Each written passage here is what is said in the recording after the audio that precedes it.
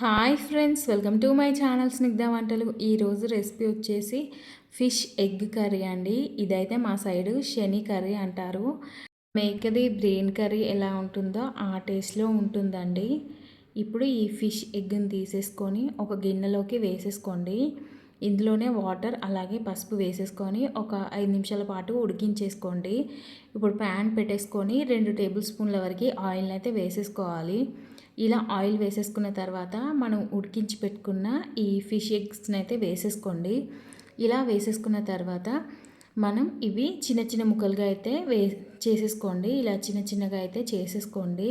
మనం ఇందులో పులుసు వేస్తే చిన్న ముక్కలుగా చేయని అవసరం లేదండి, కానీ ఫ్రై చేస్తే ఇలా చిన్న చిన్నగా చేసేసుకుంటే టేస్ట్ అనేది బాగుంటుంది.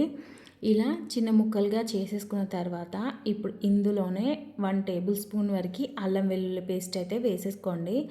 ఇది పచ్చివాసన పోయేంత వరకు ఫ్రై చేసేసుకోవాలి. ఇప్పుడు ఇందులోనే మనం పసుపునైతే వేసేసుకోవాలి. ఒక 1/2 టీ స్పూన్ వరకు అయితే పసుపును వేసేసుకోండి. ఇలా పసుపు వేసేసుకొని మొత్తం ఒకసారి కలిపేసుకోండి. మనకి ఈ కర్రీ అనేది చాలా క్విక్గా అవుతుందండి. ముందైతే ఉడికించుకోండి, అప్పుడే మనకి కొంచెం స్మెల్ అనేది రాకుండా ఉంటుంది. అలాగే 1/2 టీ స్పూన్ వరకు సాల్ట్ని కూడా వేసేసుకోండి. 1 టేబుల్ స్పూన్ వరకు కారాన్ని వేసేసుకోవాలి. అలాగే 1/2 టీ స్పూన్ వరకు గరం మసాలాను కూడా వేసేసుకోండి.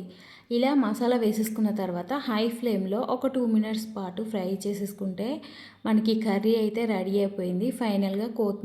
ఫైనల్గా కొత్తిమీర వేసేసుకొని స్టవ్ ఆఫ్ చేసేసుకోవడమే. కర్రీ అయితే రెడీ అయిపోయింది. చాలా టేస్టీగా ఉంటుంది. ఈ వీడియో నచ్చితే లైక్ చేయండి, షేర్ చేయండి, అలాగే నా ఛానల్ని సబ్స్క్రైబ్ చేయండి. Thank you for watching Snigdha వంటలు.